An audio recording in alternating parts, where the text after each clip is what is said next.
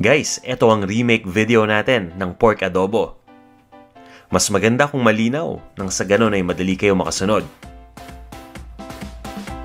Ito yung kailangan nating mga sangkap, kasama ang eksaktong sukat ng bawat isa.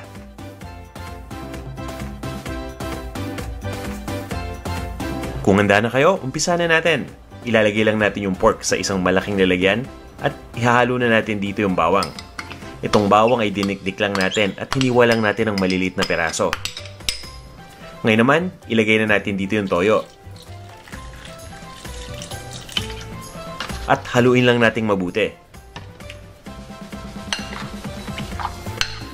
Siguraduhin lang natin na na-distribute mabuti lahat ng mga ingredients. Makaraan nating mahalo mabuti, papabayaan muna nating mababad yung pork dito sa toyo pati na rin sa bawang. Nang sa ganon ay ma-absorb ng pork ang lasa nito.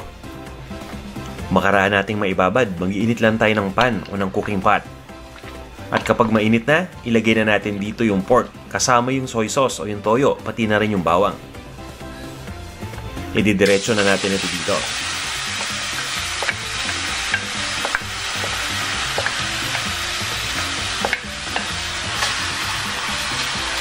Lulutuin lang natin ito hanggang sa mag-brown ng pork. At habang niluluto natin, mapapansin niyo na lumalabas na yung liquid galing sa pork dito at humahalo na doon sa toyo. Pabayaan lang natin sumingaw itong liquid hanggang sa tuluyan ng matuyo yung ating niluluto.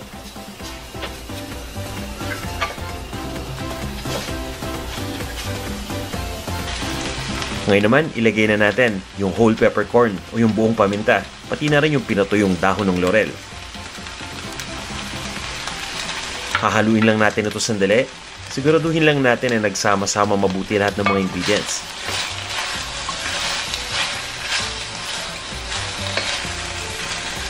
At pagkatapos, maglalagay lang ako dito ng tubig.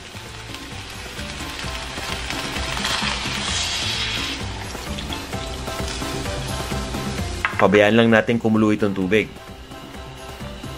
At pagkatapos ay takpan na natin itong ating lutuan. Ituloy lang natin ang pagpapakulo hanggang sa tuluyan na lumambot yung baboy.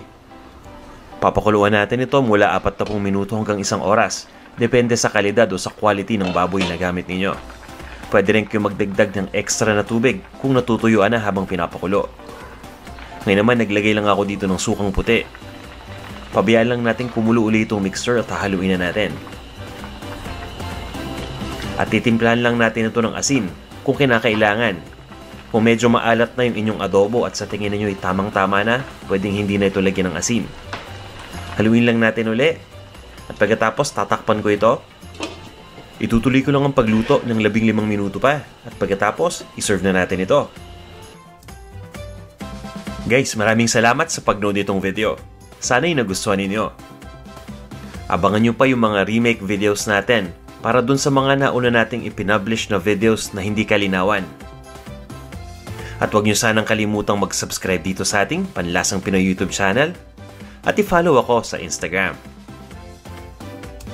At guys, huwag nyo kakalimutang bumisita lagi sa panlasangpinoy.com.